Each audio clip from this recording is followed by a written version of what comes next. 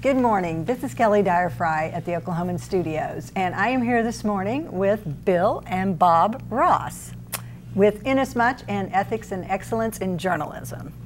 Today is an official day of the passing of the baton. So, Bob, why don't you tell us a little bit about your dad and what's going on here? I'd be happy to. Thanks, Kelly. Thanks for having us here. It's great to be here today. Yes, we are announcing that Dad is stepping down as chairman of the foundations. He's going to be emeritus, still remain on the board, but the board has elected me as chairman, and so I will follow in his footsteps to lead the foundations going forward now as chairman in addition to president and CEO. Pretty big shoes to fill. I'm still coming to the office every day. Not going to let him throw you out? No, bugging him just like I always did. I've explained to him if he's got the power to fire me, but if he does, he's out of the will. Toss him overboard, Bill. He's gone. Well, let's look back a little bit. Yeah. Tell me about Edith Gaylord. Well, she was just she was a jewel among jewels. She was a unique person. When did you first meet Edith, Bill?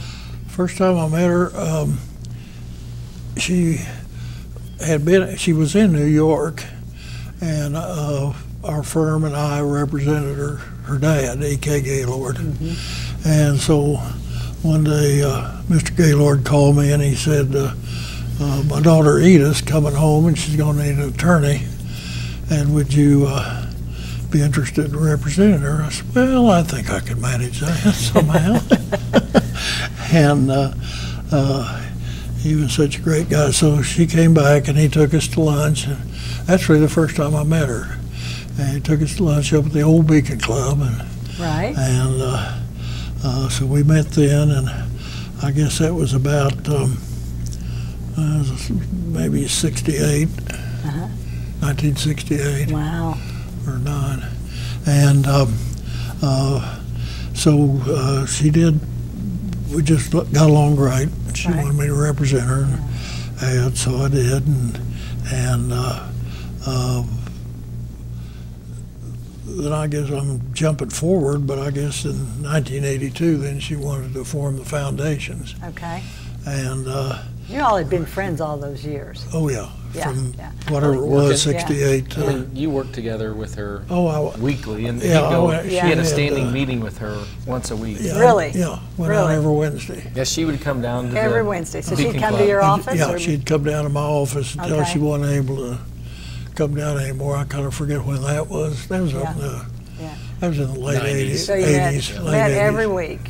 Yeah, and she'd come down every Wednesday. Probably talked about everything under the sun. Everything and all her,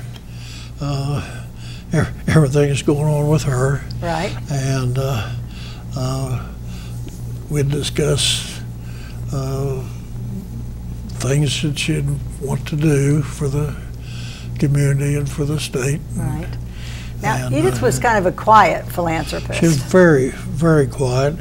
She'd been in, as a matter of fact, that is very descriptive of her. She insisted that there be no publicity. Everything was, nothing had her name on it. The only time she'd ever wanted her name on anything was if the people requested it, saying that the use of her name would be of some value to whatever effort they were, whatever the endeavor was. And then she always gave permission to use her name, but otherwise, why, completely anonymous. Right. And to the point where my assistant would even write her checks for her. Really? And usually her assistant, Maxine Thurman, would come down and pick up the checks. Right. Or whatever else we had. And either distribute them for her, whatever she wanted. But that was just the way it was done with her, because she didn't want any knowledge made of. I was lucky enough to have known Edith too, and she was great fun. What? Oh, she was. Great sense of humor, funny, different a little politically than the rest of her family. More liberal for sure. More liberal for sure, and she's been referred to as the liberal Gaylord. Yes. But she was passionate. Tell me what she was passionate about, Bill. Well, she's passionate, for instance, and this is Edith. She was passionate. One of her things she really liked was Planned Parenthood. I'm a Roman Catholic. Okay. So you two didn't agree on that.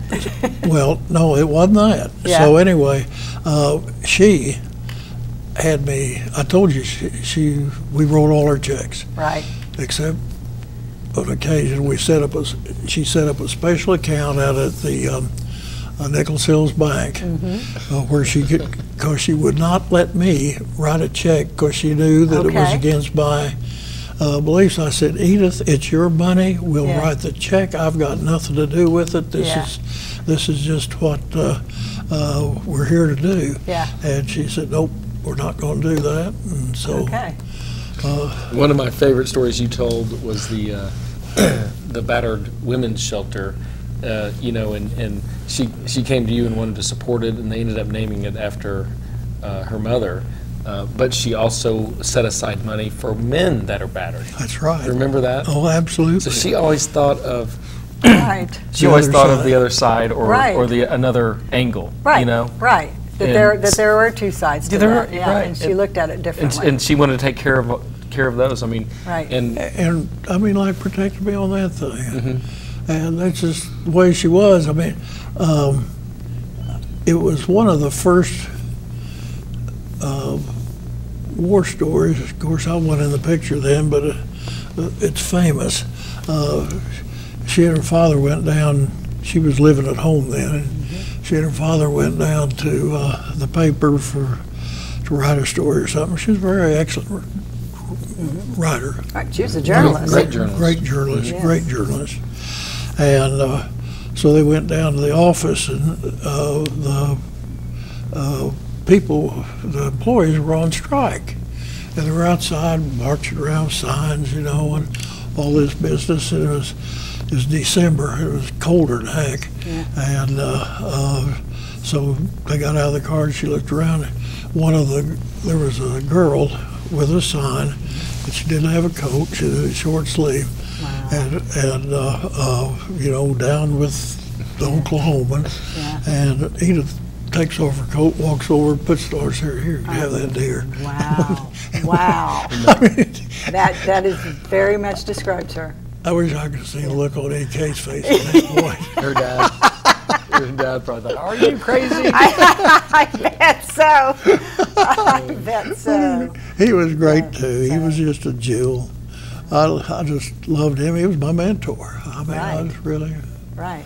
Well, you were telling us before it started that he wouldn't like these new streetcars. No, he hated. Because he hated the old The ones. noise. He hated their noise. When they were around 4th Street, they'd ring their bells, and he'd just freeze up. But anyway, it was quite a deal. But so, what have you seen through the years with Inasmuch, and it's grown?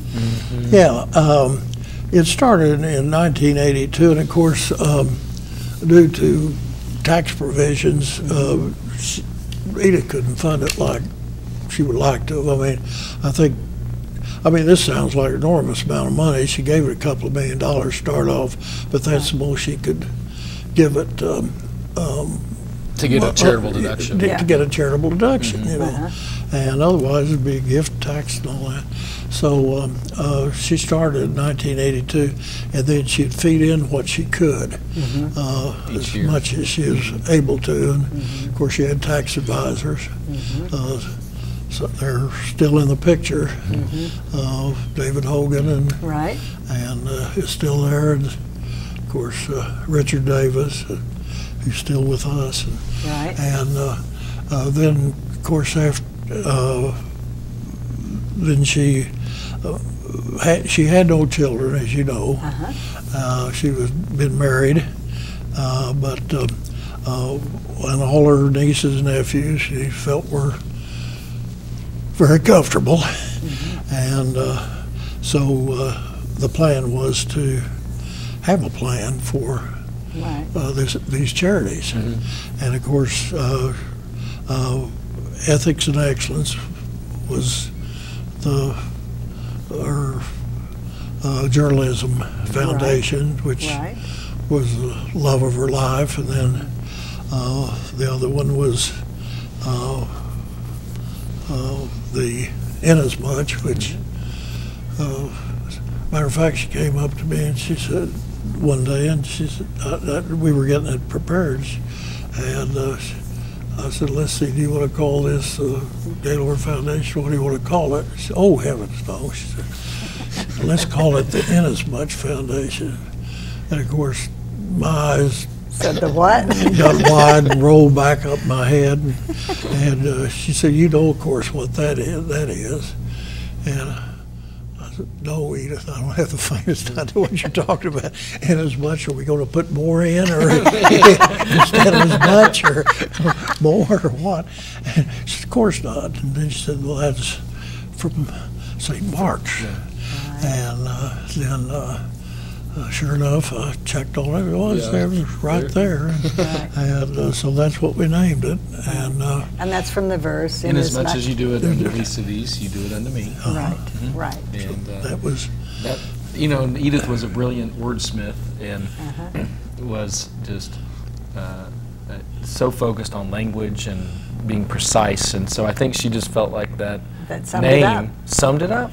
3 words. It was exactly what would embody her vision for the foundation. Well, she lived like that. She did. She did. You know, she lived like she that. really did. It was just, it was remarkable. And of course,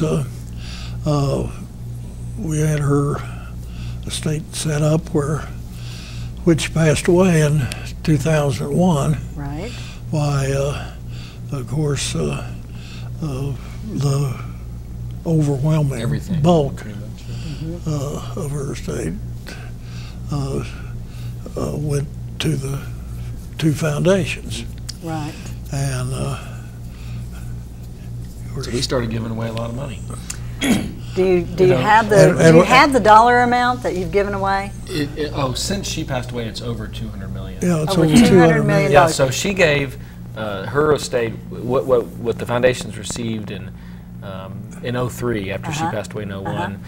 We had about $350 million. 317 to be exact.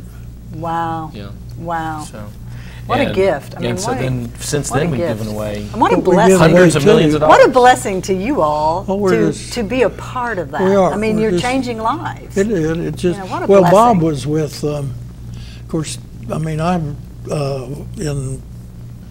still with my firm. My law firm, and when she passed away, of course. And when did you come over in 01? I came in January 03. 03. Okay. We opened up a little office around the corner from his office. From our law offices. And no, you could come and go. I mean, there was only 2 of us in the office. And that would have been a good time to come ask us for money because we had no idea what to do with all this money. I mean, and no one knew who we were. And so, it was very quiet. Yeah, it was very quiet. Nobody called. And Boy, that's changed, hasn't it? Oh my gosh, now we have to. That's changed. We have a line around the corner, but after that first press release that you all ran, the first quarter of giving. Yes. Boy, we were on everyone's radar after that. Right. And they said, I saw in the paper you gave some money. That's I said, right. oh yeah. That's right. So it took off from there, but it took us, it took us a couple of years to really settle in on the focus now, and we're still settling in on the focus. Well, you guys have the best jobs in town. I mean, come on. No question about it. I agree. You get to give away money. You get to change lives. You get to impact the community in our state and journalism that she loved so much. Absolutely. What has that meant to you? What it's meant to me, it was, of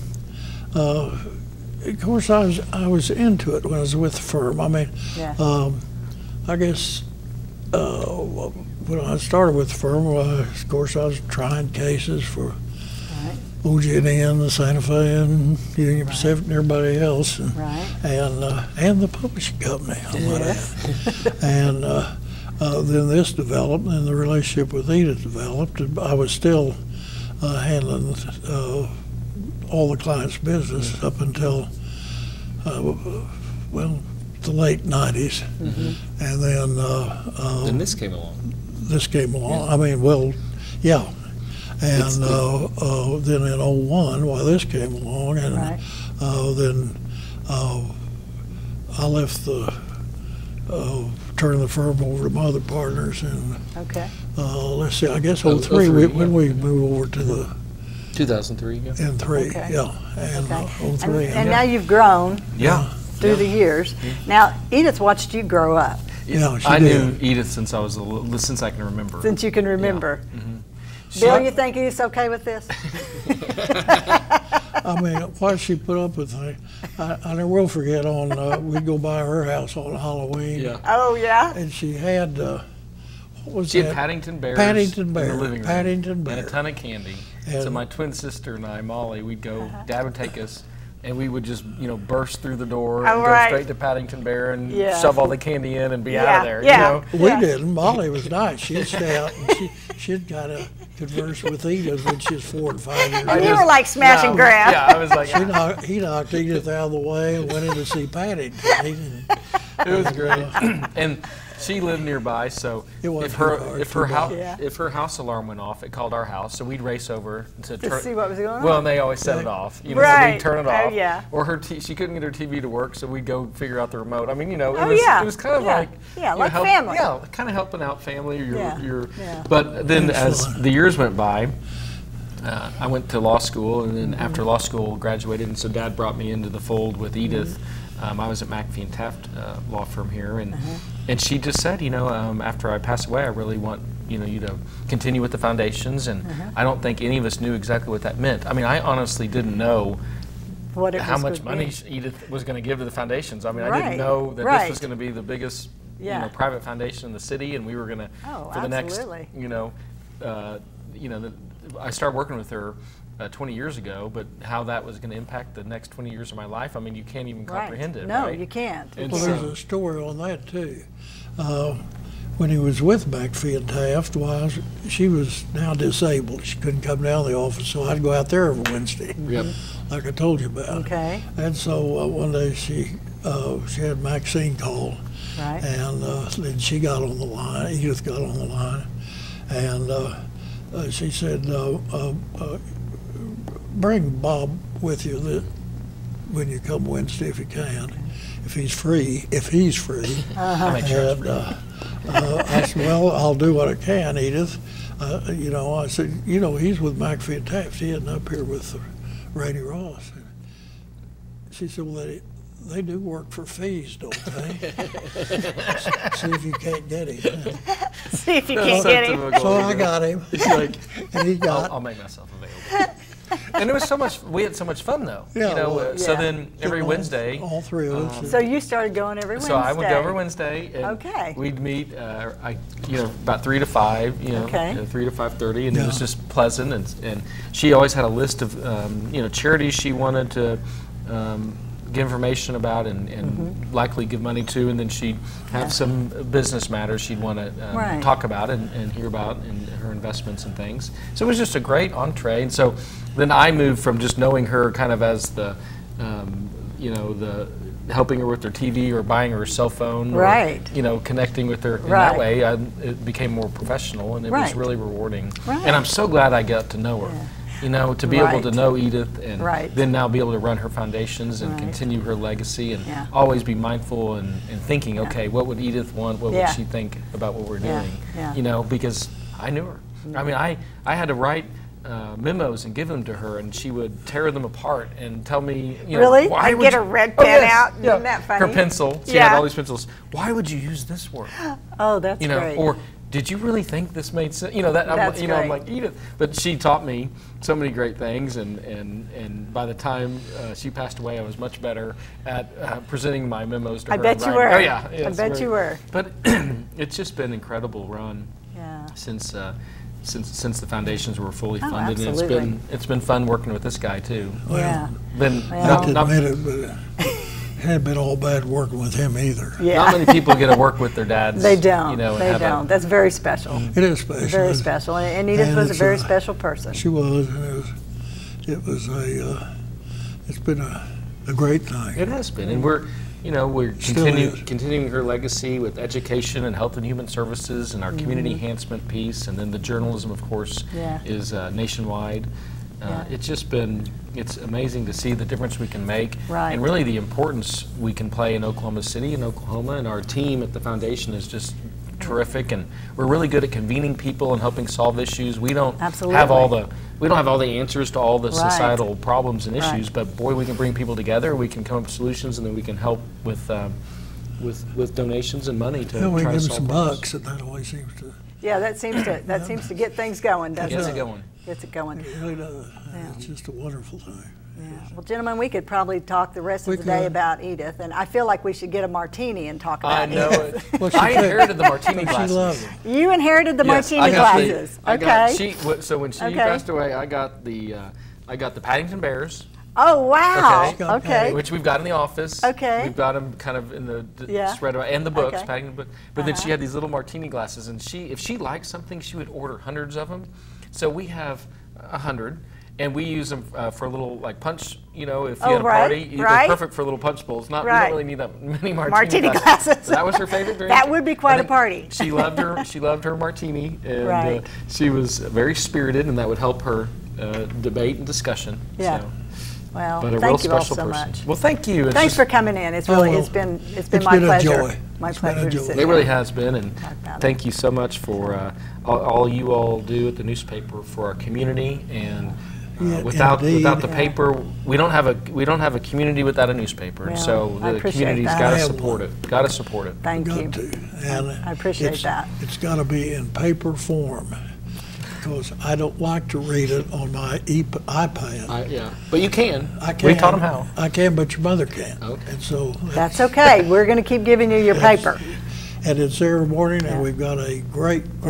I've got the delivery guy's name right here. I'm going to tell you who he is, because he's so special. Well, thank you. Let's hear it. Let's hear this. I can't wait to hear.